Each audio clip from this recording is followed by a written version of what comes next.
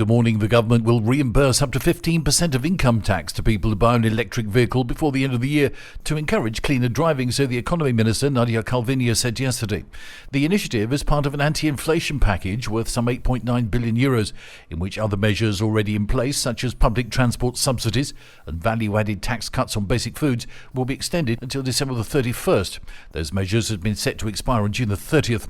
Calviño said that the total state support, including tax cuts, subsidies and grants, since Russia's invasion of Ukraine in February 2022 amounted to some €47 billion. The maiden flight of the Miura-1 rocket, twice suspended in recent weeks, has now been delayed until September over fears its launch could start a wildfire, so its developers said yesterday. Built by the private Spanish startup PLD Space, the rocket had initially been scheduled for takeoff from the coastal military base in Huelva on May 31st, but was called off due to high winds. It was then aborted for a second time on June 17th due to a last-minute technical problem. After talks with the National Institute for Aerospace Technology, PLD Space has postponed the launch of Miura-1 until next September, it said in a statement.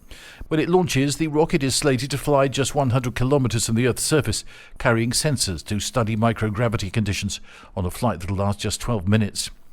The record-breaking heat of last summer caused more than 350 deaths from heat stroke and dehydration and was a decisive factor in a 20.5% increase in mortality, so official figures showed yesterday.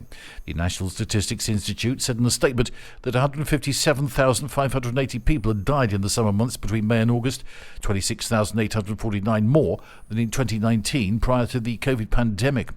Also higher were deaths from diabetes, up 31.2%, and dementia and early onset dementia, which jumped by 19.8%. The report comes out as the first summer heat wave, which hit on Monday, pushed the mercury to 44.4 degrees Celsius in Huelva province. So far, 2 people have died as a result of the heat, officials said. And activists in Catalonia are celebrating after the regional government informed its town and city halls that they must allow women to go topless in public swimming pools.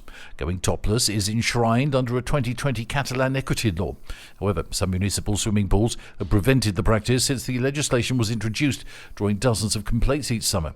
Local authorities now have been told to bar any form of discrimination. Preventing women from going topless excludes part of the population and violates the free choice of each person with regard to their body, the Catalan government's Department of Equality and Feminism informed them in a letter.